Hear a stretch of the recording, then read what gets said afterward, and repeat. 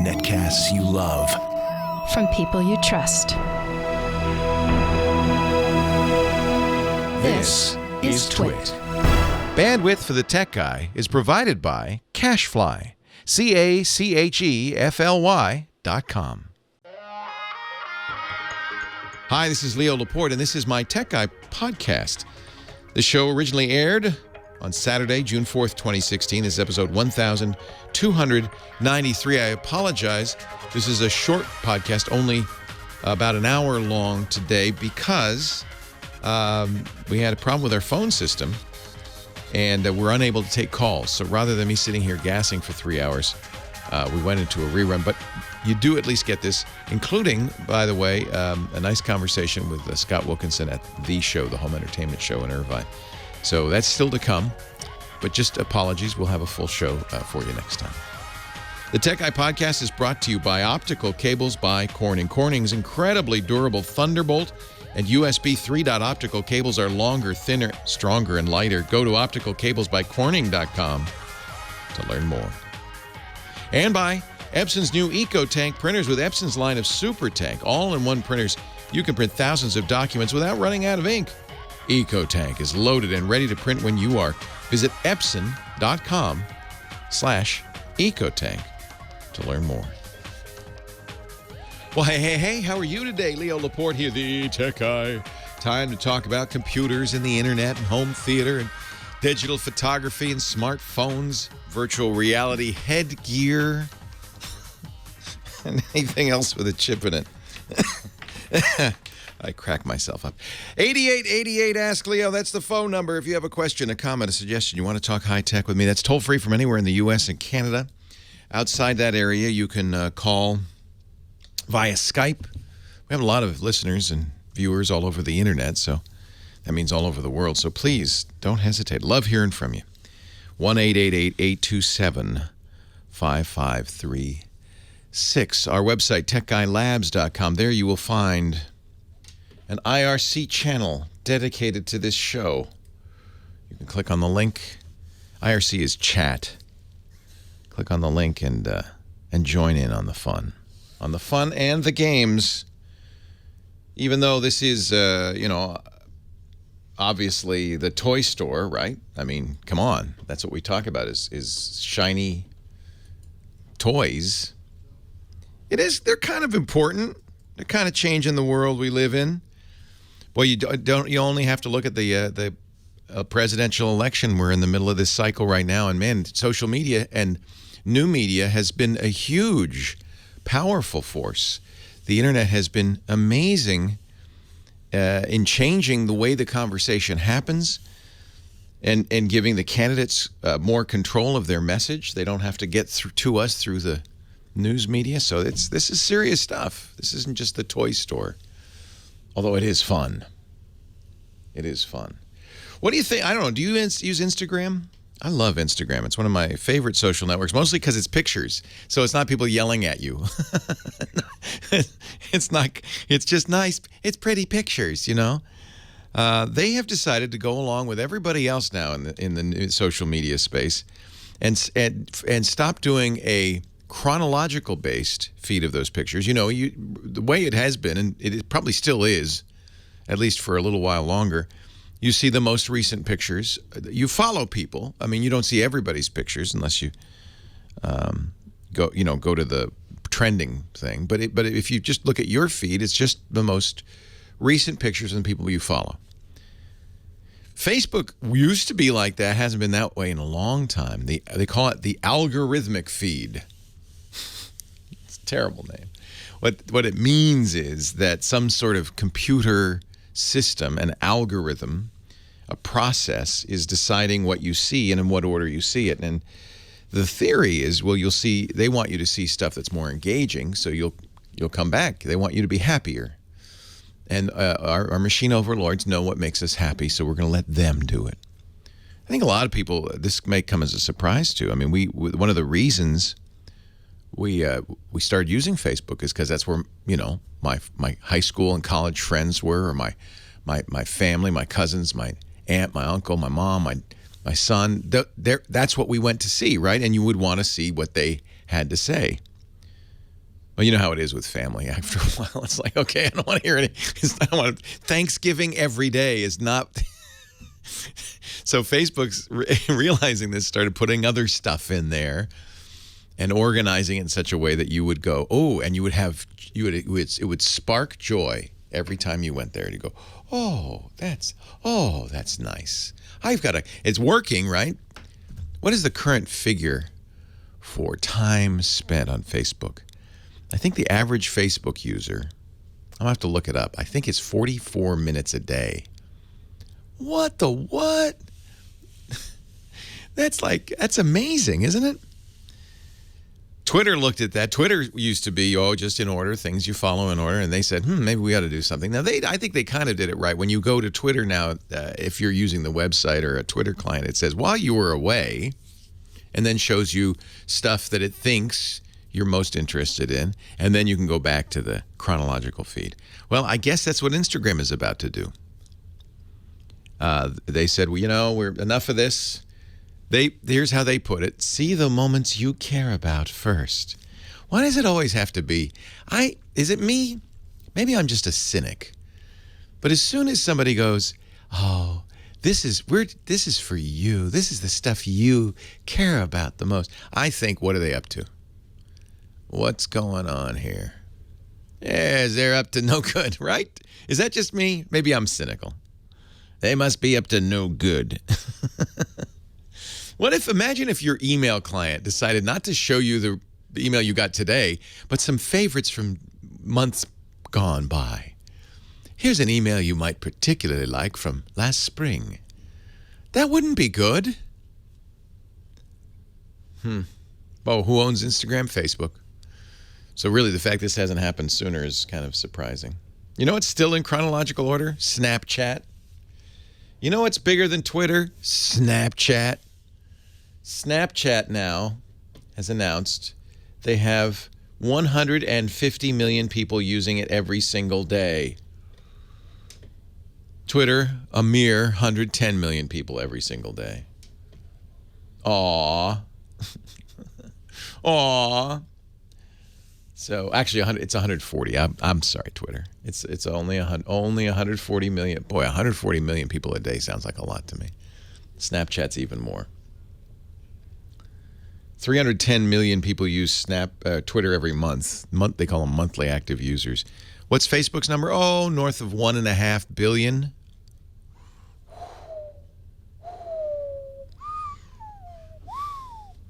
Why is Snapchat so popular? Well, I think it's because it's people, at least I look at my son, he's 21, who loves Snapchat.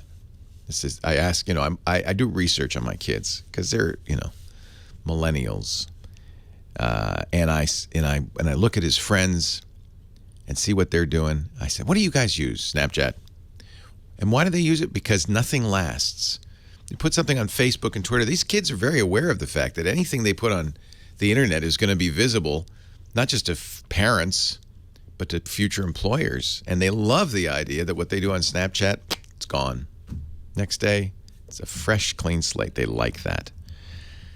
Also, Beatmaster in our chat room says, it's not your parents' social network. That's a good. In fact, I think Snapchat's designed so that adults can't even figure it out. Don't you think? I think they're very, very smart. Go ahead. Just download and install Snapchat and try to figure out what to do next. Most applications have what they call an onboarding process. Oh, man, they're ruining the English language, these guys, I swear. Onboarding means, on getting you on board slowly, and so in fact, I find it annoying. You open a new app and then instead of getting the app, you get these cloudy little pointers. Oh, try this, push here. This will do something. And you can't get to the app because you got to read all these things that your little tutorial onboarding you. And then not Snapchat. No, it's like, here you are. You figure it out. There's no menus. Oh, you have to know to swipe and pull. For the longest time, I couldn't figure out, how do I add people? My son said, Dad, you pull it down. Oh, that's nice, Sonny. Thanks for showing me. You whippersnappers and your Snapchat thing. But I fully believe that's on purpose. And there's another advantage. You got to understand that startups now, they're all using psychology against us. Another advantage, I believe, is that in order to use Snapchat, these young people have to ask their friend, well, how do you do this? And you get to be the smart one, right? Oh, yeah, you just pull it down. And there's this kind of currency of knowledge that they get to exchange. It makes them feel good about the program. Yeah, I'm an expert. I know. Yeah, oh, don't you know how to do that? You just press and hold your face, and then you'll get a puppy dog on top of it. You didn't know that? Ha, everybody knows that. And you feel like, oh, I'm the smart one in my group. I don't think that's an accident. All right, well, this show is in chronological order, which means we will take a break, and then I will come back, and we will take some calls. Leo Laporte, the tech guy. More of what you want.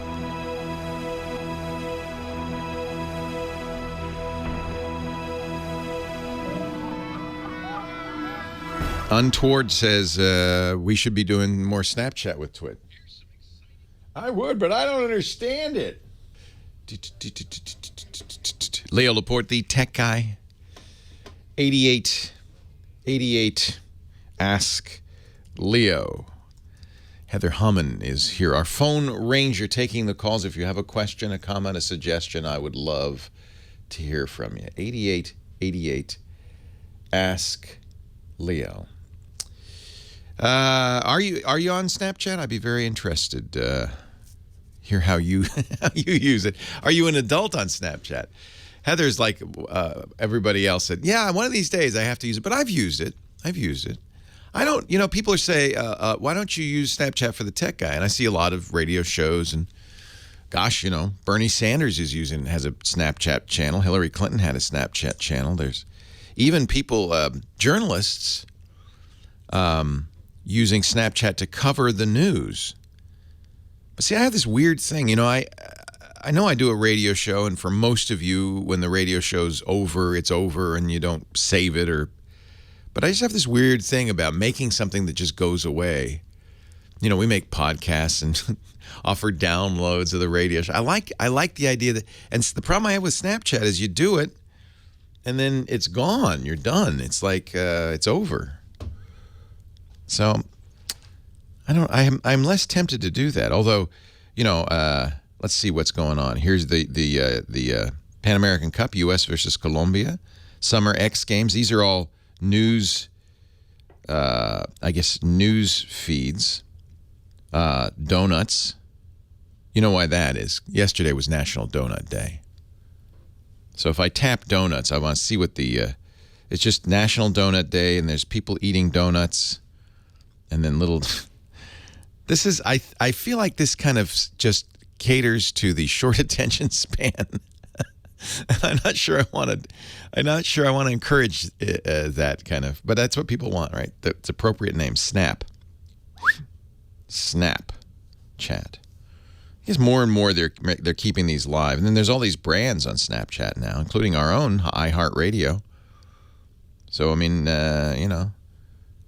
10 times Calvin and Taylor were relationship goals. I don't even know what that... do you understand what that means? He broke up with her recently, I think. 10 times Calvin Harris and Taylor Swift were...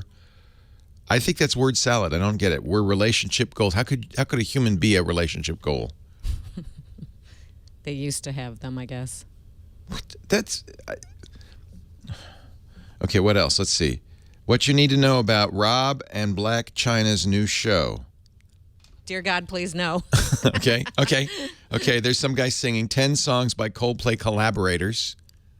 If you're into music, I think I kind of understand. Oh, and there's an ad. I kind of understand how, like sports, like ESPN. This makes sense because ESPN is going to have a lot of clips and highlights, and that makes sense. They're, of course, honoring Muhammad Ali as a lot of people are today.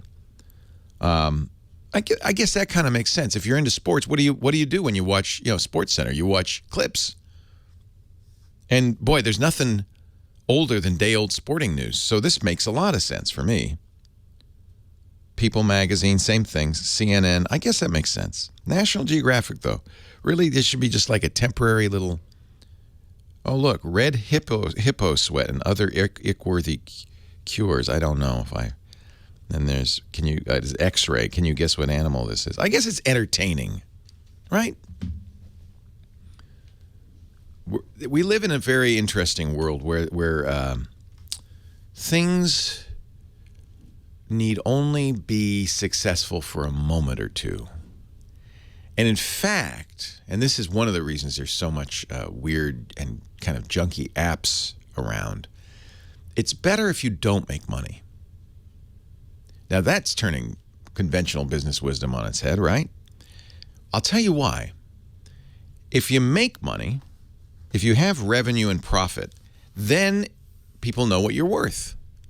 You know, they can make up a rule. Oh, well, you're worth 5 times yearly profit or 10 times or 1 time, whatever. They can make up a rule and say, well, based on revenue and profits, this company is worth, this much money. If you make 0, used to be that would be, oh, this company's going down, man. It's going down. There's no hope. There's no future. They're not making any money. They're losing money. Nowadays, but potential. It's all about potential. Uber, for instance, has never made any money. They have never made any money. They're one of the most valuable companies out there, right? Worth something like $20 billion. Because if they made money, you could say, well, they make $100 million a year, so they're worth $1 billion. They're 10 times their, or whatever. But if they don't make money, it's all potential. It's funny. It's made up. So you know what? They're worth $20 billion because I think they're going places. This is why there's so many crazy, weird, meaningless apps out there. Snapchat, I don't know if Snapchat's made money, but I would guess not. There's not a whole lot of ways you can make money with a program like that. Nevertheless, incredibly valuable. Google and Facebook and everybody's been trying to buy Snapchat. And Snapchat says, yeah, no, we're worth more than $10 billion. We're worth more than $20 billion. What? What? Amazon's a good example of this. Amazon, and really, I think Amazon is what people look at. If only we had gotten an Amazon 10 years ago, man, we'd be rich today. Because Amazon didn't make money for 10 years, for a long time. In fact, they still make very little profit because they're careful not to make too much money. They reinvest everything. What they did for 10 years was instead of taking any profits out of the company, they built distribution centers. They built towards a long-term goal. And that, everybody, you can look at that and say, well, that makes sense. They're investing for the future. And Uber, I guess you could say the same thing. Uber is globally expanding like crazy. You know the new thing Uber wants to do? And some of these other ride-sharing companies are starting to do this, deliver groceries. Well, we got these guys driving around. They're not doing anything. In between passengers, why don't they go down to the, Piggly Wiggly and pick up a couple of six-packs and drive them over to you? Why not? Right? They're just sitting there in their car. More efficient, right? Uber is interesting. It's a car company that doesn't own any cars. Furthermore, it's a car company that's working hard not to have any drivers. And I think this is why Uber is valued at so much money. If you have never heard of Uber, it's a kind of like a cab company. It has an app. You press a button on the app and a driver just comes to you. And the payment's all built into the app, so you don't have to give him any money and you don't have to tip him, which doesn't make the driver too happy. But then the reason the driver's not going to get too angry is because they have this rating system where you rate the driver and the driver rates you. And if a driver gets low ratings, they don't get work. So they're kind of coerced into not taking tips. And now they want to do it so they don't even have any drivers because all the vehicles drive themselves. In fact, that may be the first time you ride in a driverless vehicle. Won't be your own. It'll probably be an Uber. All right, the reason I'm talking so much is we're struggling a little bit with the phones. I don't know what's going on. The tech guy, I live on the bleeding edge. We're using some fancy phone system, not your regular phone system. No, we can't do that. And apparently it's broken. We'll get it working and take more of your calls right after this. Our show today brought to you by Corning. You know the name Corning, right? Sure, they're the kings of glass. Gorilla Glass, you heard of that? Corning. But what you may not have known is that Corning also does optical cables. Fiber optic cables are glass. And in the old days, your grandfather's fiber optic cables, they were fragile because they're glass. I remember when we first got our fiber optic cables here in the studio for the SAN, the engineer said, "Don't bend them. Don't step on them." We hang them in the ceiling so you can't. They were very fragile. Well, you know, these guys are good with glass, and Corning has made now new optical cables that are not your grandfather's optical cables. They are incredibly strong. They are flexible. And why would you want to use optical? Because they have really long cable runs. 60 meters for Thunderbolt, that's 200 feet. 50 meters for USB 3, that's 165 feet. And that's why they're used in places where you don't want noisy drives in the workspace. Now, that's just me. I have a big RAID array that I want to have connected via Thunderbolt to my computer. And for a long time, I was sitting next to my computer going, and I have a very quiet solid-state computer, but the drives are so noisy. So now you can put the drives literally in another room. You can put them in a closet. You can put them far away. The speed, the throughput's phenomenal, and it's quiet again. That's why Universal Audio, you know them, they use Corning cables, optical cables, to achieve acoustic isolation in their studios. When they are testing new equipment, they do not want to have any sound introduced by the drives. They have amazing best-selling Thunderbolt audio interfaces. This is how they do it. Universal Audio. That's a pretty high testimony to this. You can bend them. You can walk on them. Even if they're tangled, no problems. They keep transmitting at high speed. I gave them a slogan. They didn't want to use it. They take a bending and they keep on sending. Now, I want you to check them out. Optical cables by Corning. They're available at all major electronics and professional AV retailers. Apple Store sells them. Amazon sells them. B&H.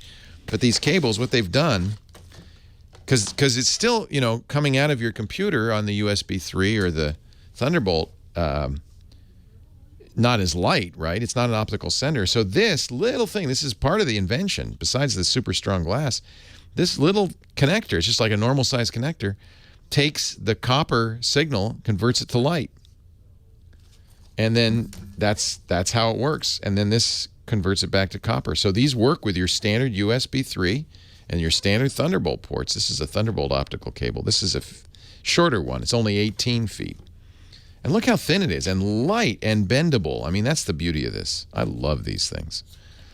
Corning USB 3.0 and Thunderbolt cables. You can find out more going to opticalcablesbycorning.com. Opticalcablesbycorning.com to learn more and make sure you say, hey, I heard it on the Tech Guy. Just amazing stuff. Opticalcablesbycorning.com. And I asked Scott Wilkinson, our home theater guru, where are you? He said, I'm at the show. I said, which show? He said, the show. What show is this show? The show? What are you talking? It's an Abbott and Costello routine. Where are you? It is. I'm at the show. What is the? Well, now I notice on the sign behind you, it's an acronym, THE. Right. The Home Entertainment Show. Ah.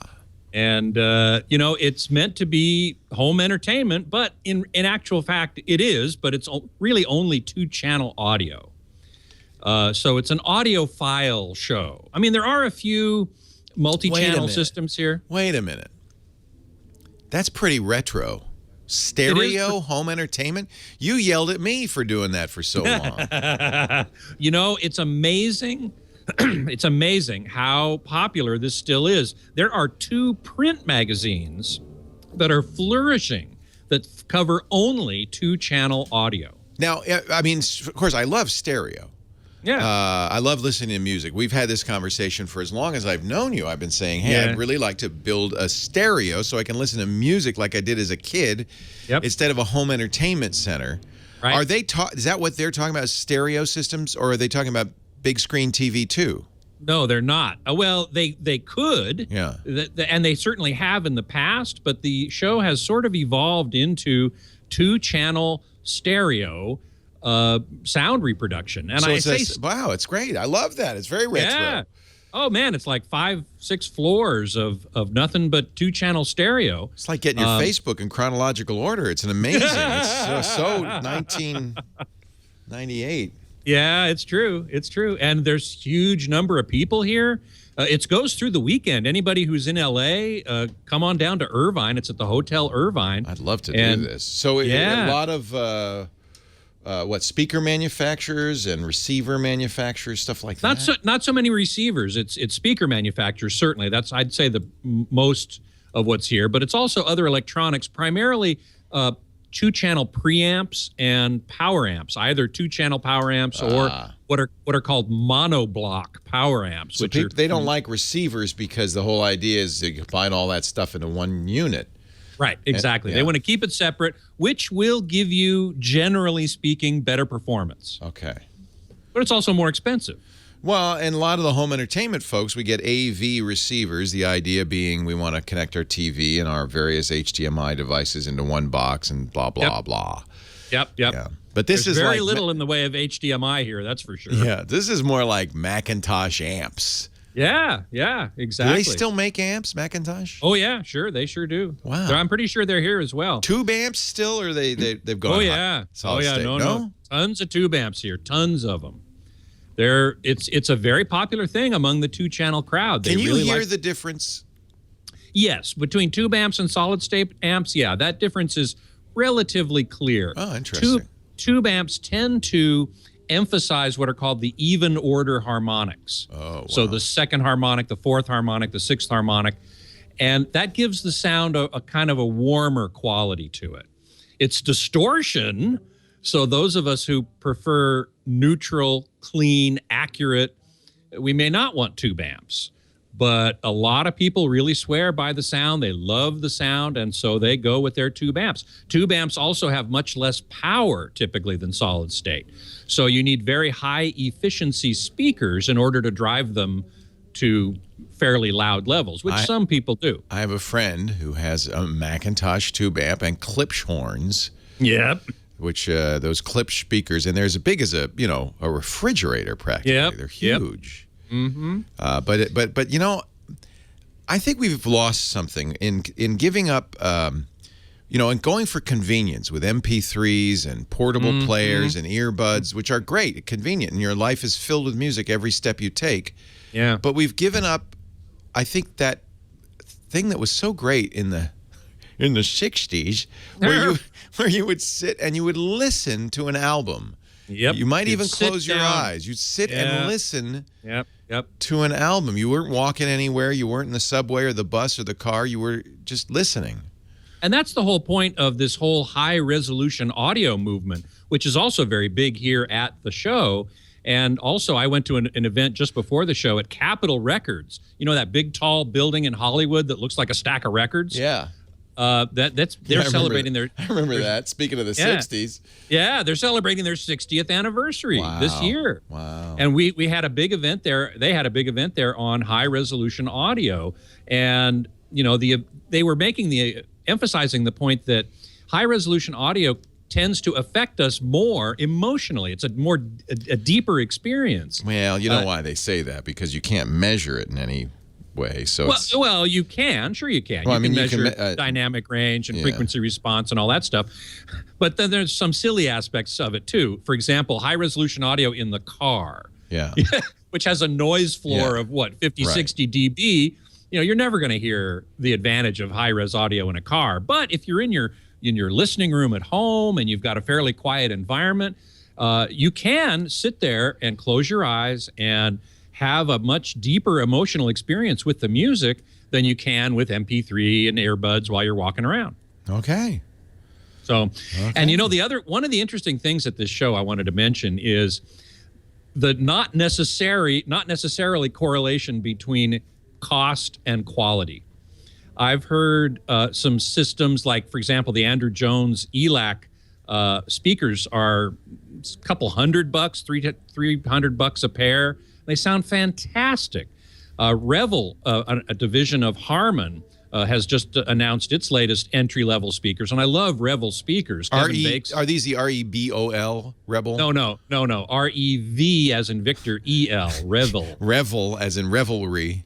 Yes, exactly. But by the way, Rebel is also a high-end speaker maker, so that's very confusing. REBOL. That's right. It's kind of confusing, Yeah. But these Revels are $2,000 a pair. Not terribly cheap, but my God, I've heard $300,000 systems here at the show. Wow. That didn't sound. That $300,000 system I'm thinking of didn't sound as good as this $2,000 a pair Rebel speakers. Is there a lot of vinyl there? A lot of turntables and old record players and. Yep. Even a few open reel tape machines. Please. No, the best sound at the show, in my opinion, is a company called MBL out of Germany. And they make these omnidirectional speakers, all frequencies omnidirectional. So they have to be out in the room, placed kind of carefully. But they're using an open reel tape machine, and it sounds amazing. Is it spinning really, really fast? Yeah, it's 15 inches per second, IPS. Yeah. And it's highly modified. I mean, this tape deck itself is like $15,000 to $30,000. Wow. Reel to reel though is analog recording, right? I mean, it is. Yeah. It is. Yeah, it's not digital. That's right. Is there? Would you say at this the home entertainment show, an anti-digital slant? I don't think so, particularly not with high-resolution audio. That's digital, right? Yeah. Which is digital, and most records, almost all records are recorded digitally these days. These days, yes. Capital Guy told us that they only abandoned analog tape for their masters less than 10 years ago. Yeah, but they have abandoned it. But they have now abandoned it. Yeah, it's all digital now. Yeah. So even if you've got this warm tube amp and a turntable and vinyl, guess what? The record was recorded on a computer. Yeah, that's true. Yeah. That's true. But it's the tube amp is adding something of its own. Scott, you want to stick around because I have some questions to ask about big screen TV sets. I still haven't pulled the finger on pulled the trigger. Uh-oh. You could pull my finger, but that's a completely different result. Pulled the trigger on an OLED TV, but I have questions. I know our audience does too. 8888 Ask Leo. We're still working on getting those phones working. We will. Leo Laporte, the tech guy. More to come right after this.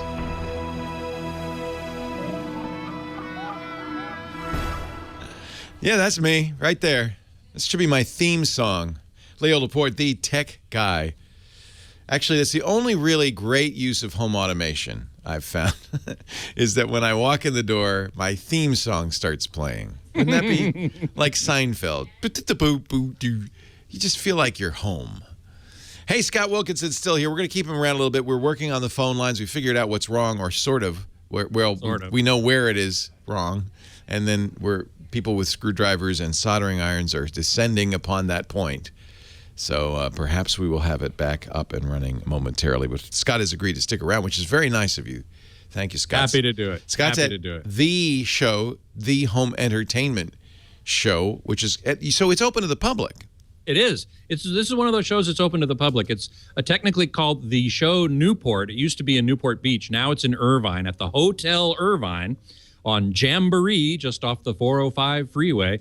One-day pass is $15. So if you want to come down and hear some really nice sounds, this is the place to be. And it's pretty crowded out there today, but it's great. Nice. And going from room to room and being able to compare different systems, it's a rare opportunity, really. You don't often get that chance. Now, they're in hotel rooms, so you got to take it with a grain of salt because it's not the most ideal acoustic. Yeah, but it's better than a show floor. It's better than an expo. I mean, at least you're in something that's kind of like a living room. Yes, exactly so. I mean, that's probably why they do it that way. Yeah, and some of these exhibitors have put up acoustic treatments and stuff and really gone to an extra length to try and make their system sound as good as possible. MBL, in fact, who I give the best sound of the show to that I've heard, they're in a somewhat larger room, kind of a half a ballroom, and they put up all kinds of acoustic treatments and stuff, and it's to good effect. They sound fabulous. I was asking you about that British speaker company that I was thinking of getting some speakers from. They're very expensive, Bowers and Wilkins. They're not there. Bowers and Wilkins. I don't think so. I'd have to go look at my show guide to see, but I haven't seen them. But they're fabulous speakers. They're great speakers. Yeah. Yeah. Although to tell you the truth, I would look at Revel as well. Boy, these Revels for a pair of at $2,000 now. I know that sounds expensive to people, but that's really not bad. That's really not bad. Do they do also subs and surrounds? They do. Okay. Yeah. In fact, they are one of 2 exhibitors here that actually have a screen and a surround sound system set up. Oh, interesting. And they don't play much in the way of surround, but we could watch a little bit of Transformers or something else just to hear the surround. But their subs are very small, 10-inch drivers, which is relatively small. But man, they plumbed the depths. I will tell you that. Well, I always wanted to plumb the depths. plumb the depths. See, I'm thinking maybe really, let's be honest. Except for a small band of hardy audiophiles, most people, their stereo system now is their home entertainment system. It's their TV surround system. Yeah, right? That's true. But no reason that shouldn't also be a great music system. That's correct. Would you disable the surrounds? Or would you? There are 2 schools of thought on that. Certainly, the purists would disable the surrounds and only play the 2 channels from their main speakers, possibly with the subwoofers if the main speakers don't go down low enough. But then there are those who really enjoy taking 2-channel sources like CDs or vinyl or something like that and expanding it out, which most AV receivers will do. Yeah. Expanding it out into the surround system. Some people like that. And there are some recordings that are multi-channel to begin with. And so playing those on a surround system really sounds great. Huh. Yeah, there's a guy here, Mark Waldrop. He was on my podcast. Oh, yeah, he's great. I did Mark. from here. He's very good. I interviewed him as well, thanks to you. Yes, I'm happy. And he's really kind of, what I like about Mark, he's kind of a no-nonsense audio guy. Precisely. He says, no, you want good audio, but let's not go cuckoo over this stuff. Right. There's an awful lot of voodoo in this business. People with these funny little gizmos and so on and wire cable is another really weird thing here that you buy this $10,000 cable. I'm not sure I believe all of that stuff. I don't either. I sat in on a demo here of we're going to try this cable and this cable, and we're also going to plug the amplifier into the speaker using basically a jumper, no cable at all. And what's the difference? Can you hear the difference? I couldn't hear the difference. No. I couldn't, between that and an $1,800 speaker cable. Here's the problem. Or just zip cord. There's a huge impact of what you believe you're going to hear on what you hear. Exactly. And so, I guess it's an analog to the placebo effect in medicine. Yes. If you think it's going to make you better, it will. And if you think it sounds better, it actually will. There's also what's called expectation bias, that if it's $1,800 speaker cable, it damn well better sound better. And you're going to say, oh, yeah, it sounds better. I fall prey to that. But so tell me which Revel speakers I should look at, because they have it's Harman Kardon, which actually does great stuff. Or Harman, actually, it's not Kardon anymore. Did they not. split up? Did they have a divorce, Harman and Kardon? I think they just dropped that part of the name. Okay. A Harman Kardon as a brand still exists. You can buy a Harman Kardon. Is that the same AVR. company as Harman? Yeah, it is. Okay. It is. Harman International is the overarching company. And they have Lexicon, they have Mark Levinson, they have Revel, they have Infinity. They've got a bunch of really high-end, nice brands. I could see why people just kind of throw their hands up in the air and say, whatever, just tell me what to get. Yeah, exactly. Well, among the Revel speakers, the Concerta 2 is the new sort of entry-level line that they're featuring here, which, as I said, $2,000 for a pair of the flagship tower speakers. Yeah. The subwoofers, I think, are $1,500 a piece. I'd have to go look and see. So you'd want to get a subwoofer, wouldn't you? Well, I would. Yeah. I would. The Concerta, the main towers, I don't think can really go down to 20 hertz, which is ultimately where you want to go. You want to vibrate the floor. Now, right. Whereas you and I can't hear anywhere near 20 kilohertz. We can hear 20 hertz, though. We can hear 20 hertz. Yes, if you hear it, you feel it. Exactly. All right. Well, let's take a break. Stick around, will you? Scott Wilkinson's here. He is part of or is visiting the Home Entertainment Show, the show in Irvine. Do they have these all over the country, or is it just It's a couple places, yeah. Okay. That's often held in conjunction with CES and a couple times a year. Okay. All right. We'll have more in just a second, and we're still working on the phones. And what do you think, John? You think the prognosis is good? No. we may have to fall back on Skype. Who knows? Dag nabbit. Dag nabbit. Scott Wilkinson, it's really great to have you. You can hear more of Scott every week on the Home Theater Geeks podcast. You'll find that at twit.tv/HTG. Read his writings, and I'm sure you'll have some articles from the show. I will, absolutely. At the AVS Forum. That's avsforum.com, where he's editor-in-chief. Thanks, Scott. I appreciate you spending some extra time with us today. Happy to. All right, we're going to take a break. Local news at the top of the hour. We're going to work our little soldering irons off. Fix those bits. See if we can get the phone system running. If we can, we'll take calls right after this. Stay here. More Tech Guy in just a bit. I'm more with Scott Wilkinson, but first a word from our sponsor, Epson, and those amazing Epson EcoTank printers. I have one at home. Actually, Lisa scooped me. I've had Epson printers my whole life, and I most recently got the Workforce Pro that we've been talking about, the Precision Core engine. I love this. 40 million picoliter drops per second. 40 million per second. It means it's fast, but it also means it gives you super crisp black and white printing, vivid color printing, all of the power of an inkjet printer, which means auto, two-sided.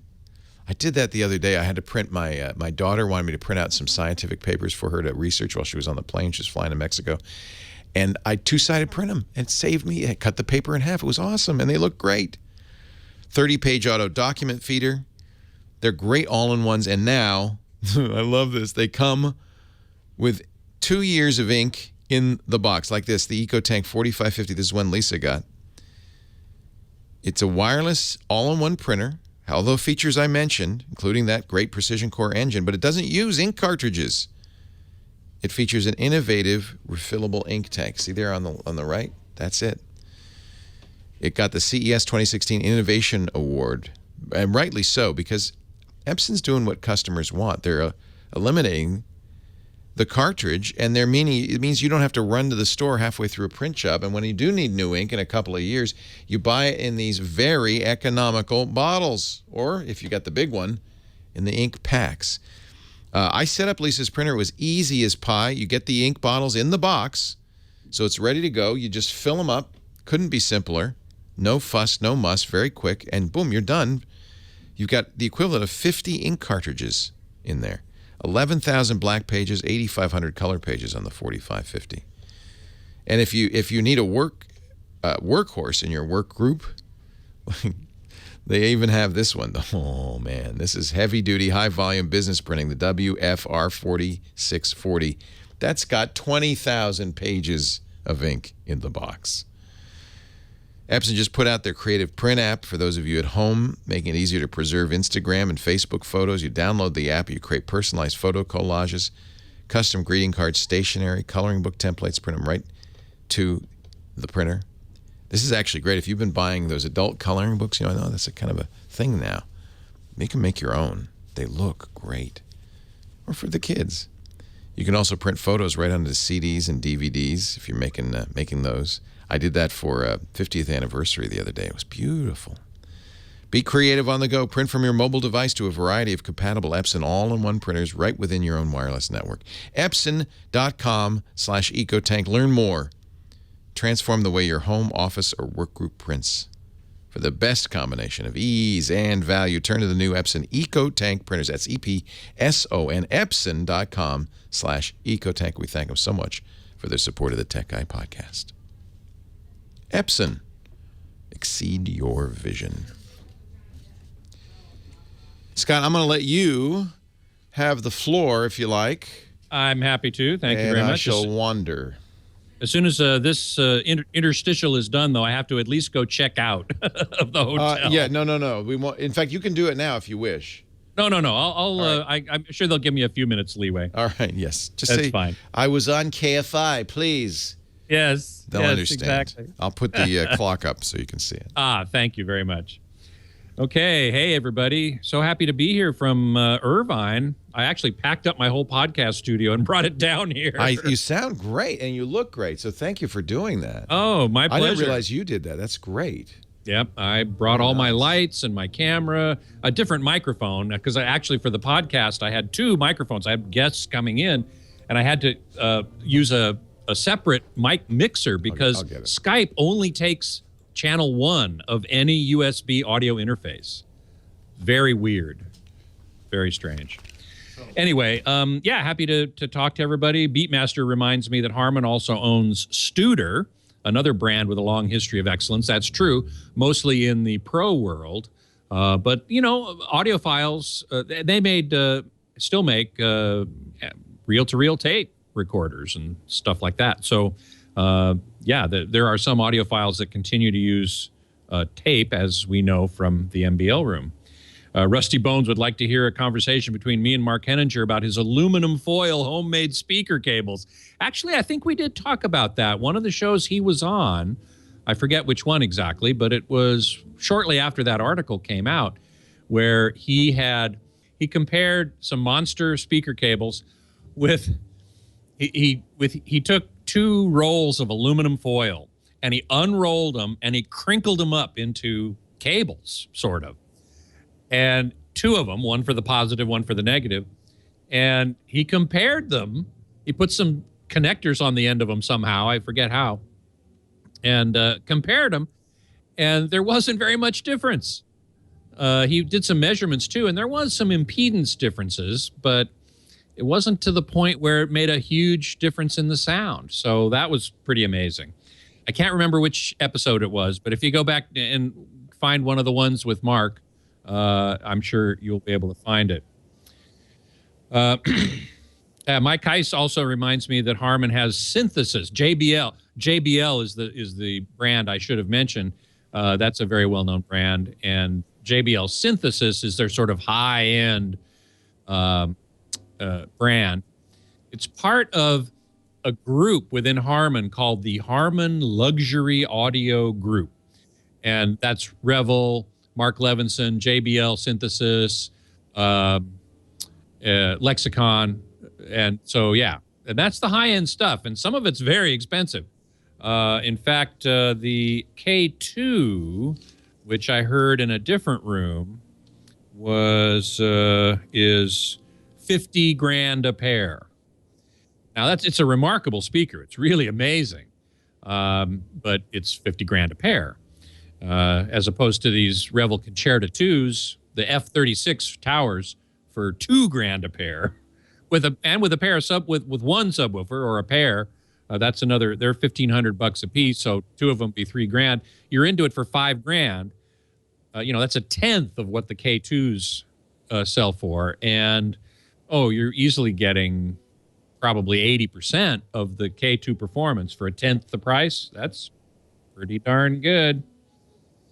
My tallest 42. You have a question for me? I've got a few seconds left. I don't see the clock, but if you do, type it into the chat room. Key 43. These headphones are my Heil Pro Set 3 headphones that I normally use. Hey, Tech William, how you doing? Rev Dano Metal. Dyslexics never. Okay, I don't quite get that. What's a good inexpensive turntable? I'm not a big turntable guy, so I don't really know. Go to analogplanet.com is my source for turntable stuff. Michael Fremer is the editor there. He's here at the show, but he is Mr. Turntable for sure, big time. So if you want to learn about turntables, analogplanet.com. That's where to go for that. He's been on my show a couple times too, and we talked about inexpensive turntables. So if you look for Home Theater Geeks with Michael Fremer, he's been on 2 or 3 times. So you should be able to find something about that as well. Lawn Dog, I didn't see any Infinity speakers. Harman does not have Infinity here. They've got JBL, Revel, I forget who. Synthesis as well. Key 43 can't find the address. You mean of the hotel? It's on Jamboree in Irvine. Hotel Irvine. Just Google that and you should easily be able to find it. Beatmaster, only thing I'm ready to pay extra for are decent connectors on a cable. That's a good point. You know, the cable itself, I don't think makes that much difference, but the connector, the termination is very important. And if that's not done properly, you can have real problems. So, absolutely. Let's see. Who else can I talk to here? Tech William is staying cool. Glad to hear that. I am too. I haven't left this hotel in 3 days. We're in a heat wave here in Southern California. Dr. Mom saw that the Ion turntable has been discontinued. Anyone else making a turntable with USB capability? Yes, there are several, I'm sure. I know.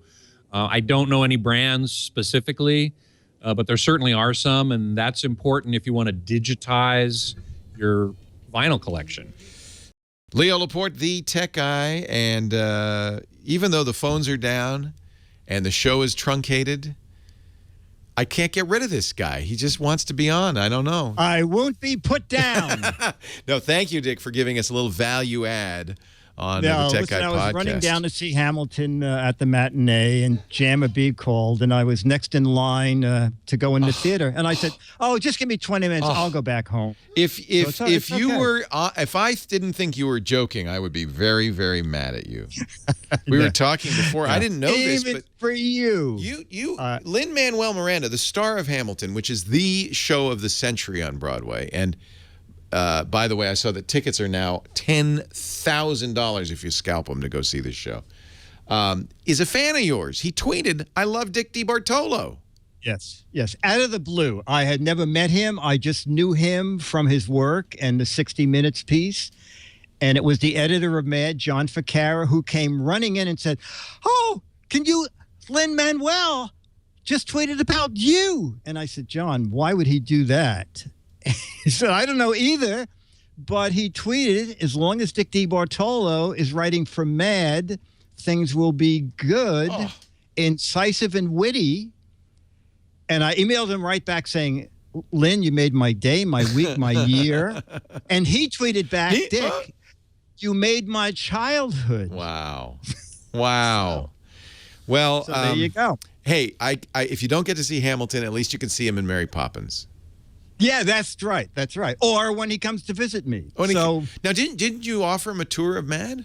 He said, "Dick, I'd love to come up to Mad." He said, I just have a million things going, but... Yeah, he's kind of busy right now. Yes, he said, at one point, I want to go up and see Mad. So, well, I hope you get to meet him, and if you do, please just kiss him on the lips for me. okay, I will. I will. That'll be the 15th person I'm kissing him on the lips. You're going to be making out with the guy. Yeah. So Dick every week joins us on the show to show off some clever or creative or junky gadget. No, this time, Leo, I love this little gadget. So I do all my videos for the GizWiz and personal videos on a Galaxy S6, which you happen to think has one of the best cameras. It does. In the smartphone. Yes. Right. The sad thing about the S6 is there's no memory card slot. Right. Now, this is the old one. The S7 has superseded it. It does have a memory card slot. It does, right. But last year's model did not, and that was a disappointment. I know, but also, didn't you say you thought the camera on the 6 was superior to the camera on the 7? No. Vice versa. You didn't? They've vice gotten, versa. but the 6 was spectacularly good as an iPhone, better, and I loved it. If the battery life had been better on the 6, I would have been, that would have been my phone of choice. This Galaxy S7 is my phone of choice. These are good. Oh, okay. But yeah, I have a 200 meg SD card, micro SD card of this. Okay, well, yes. So I'm still using the 6. And like at CES or something, when you're shooting a lot of videos, I forgot how much memory I had. Yeah, you run out. You run out. And then I would go to the press room and delete some videos I didn't need. So anyway, this is new from SanDisk, and it is the Ultra Dual USB 3.0 drive, which is this tiny. Look at it. And so you push the little lever in one direction, and it's the micro USB that goes into your phone, shows up on your phone instantly as an additional drive. Oh, that's so cool. So could you record to this? I don't think you can record to it. Oh. But then when you get back to the computer, push it in the other direction, and you have a standard USB That's 3.0. hysterical. So you can put it in your computer or your phone. Yeah, Leo, the prices are ridiculous. This one is 32 gigabytes. Yeah. $9.97. Really, it's remarkable, isn't it? The 64 gigabyte version is $17 and change. Wow. Well, I only buy memory cards now, Samsung Evo SD cards now. The prices are so good and the quality is excellent. Is unbelievable. Yeah. And a tip if you're using, and by the way, you need OTG on your Android phone, and at the SanDisk website, they tell every phone that has OTG. And of course, all the Samsung phones do. All the Samsungs have it. Yeah. And the one thing is, I downloaded it. Said on the SanDisk thing, it said go to our website, download our software, which I did. I pulled out everything I wanted to send to this little drive, which was plugged in, and I said copy, and it said please insert the drive, and I said no, the drive's inserted. Anyway, I had a second drive, so I tried that one. Same error. So I called tech support at SanDisk, and they said, "Oh, you know what? No, don't use the app." Oh, sorry, we made that app. Yes. Just plug it in and drag and drop files. That'll be a lot easier for you. So I assume it works on some phones, but not. Your problem was you used our app. That's your problem, yeah. Well, now, who told you to do that? That's an example of two different branches in the company with conflicting goals. Yes, yeah. Exactly. Yeah, exactly. Well, no, this would be, what would be useful for me is I'm always putting a new phone online, and it'd be really nice to be able to copy files over and stuff like that. My Audible books, for instance, I usually have many gigabytes of Audible books. I can just copy them over. That'd be great. And they run, I'm sure they get way more expensive. They run up to, I believe, 128 gigabytes. Yeah, I couldn't believe I wonder what the 200, let me just see. SDXC 200 megs. They really are cheap. Yeah, I got a Samsung, I think, Pro EVO, which they're very nice. Let's see, 64 gigs is $59. So the prices have really tumbled on SD memory. Yes. Yeah. I'll have to find the price on my 200 meg card. But that's amazing, right? And that's one of the reasons I'm glad they brought back the SD card, because it's just nice to have that capacity. But if you have a phone that doesn't have extra storage, this is a great solution. This little guy, as I said, it's on Amazon, and it is the SanDisk Ultra Dual USB Drive 3.0, and it's at gizwiz.biz under The Tech Guy. The Tech Guy. Da-da-da-da-da-da. Dickie D is at gizwiz. Now that we're not on the radio, I feel free to sing. Oh, yeah, sure. Yeah. Dickie D is at gizwiz.biz. That is his website, and it's a great place to play the What the Heck? What the heck is it contest. I want to pull it up because I want to see what the picture is. Okay, very good. Often we don't have enough time on the radio show. I totally understand. There, if you go to his website, you'll see the GizWiz Visits the Tech Guy. That's where all the stuff like the SanDisk dual drive is, find the details there. Oh, here it is too. The Ultra Dual USB Drive 3.0. But then scroll down to what the heck is it? What? Okay. It's I think it's a troll doll comb. A USB comb for troll dolls. Not bad. Yeah. Either that or it's a satellite dish and Mothra took a big bite out of it. You see, you'd be dynamite at this game. What could that be? Do you know? There's 10 or 12 autographed Mad magazines for the right answer. Twice as many for the best wrong answer. The heck is that? Now there's 2 rows of teeth. That could be relevant. But what is this thing? It looks like a USB. That's really odd. And last month it was nobody uses the Twist and Mist Misty Mate. Yeah, you screw it on the end of a hose, and then it has a this. This is neat, Leo. It has a little micro filter at the end that creates. Yes, and you put it over behind a chair or something, and you keep very cool. Resorts, I've seen these at resorts, like in Vegas and stuff, where it's really hot. They'll have it out by the pool. Yup, and they like even make this. one for beach umbrellas that has like 5 or 6 different little misters. So if it's too you can nice miss a the day, whole you can family. you can miss the whole family. I ain't missing you at all. All right, this is good. So go play the What the Heck Is It contest. The yellow makes me think it may be some sort of cheese grater device. Or maybe it's just for putting scratch marks in your back in case you don't have a wife. I don't know. I'm just thinking. It's from the S&M catalog. That's a hint. If you don't have a girlfriend, but you want people to think you do, and you're having wild monkey sex, you just scratch your back with this, right? There you go. There you go. There you go. Perfect. Again, not being on the radio, not a good thing for me. Because I lose all my sensor. Thank you for doing this. You want to be here a little later on for the Giz Fizz right after the news screensavers? Yeah, Okay. absolutely. I will be there. It's not too late to see the second half of the show. So run out. Oh, okay. I will be there. Spoiler alert. It has an unhappy ending. Okay. Just I don't want to spoil it for you, but just be prepared. Oh, Bring your hanky. What? Yeah, he ends up in Mary Poppins.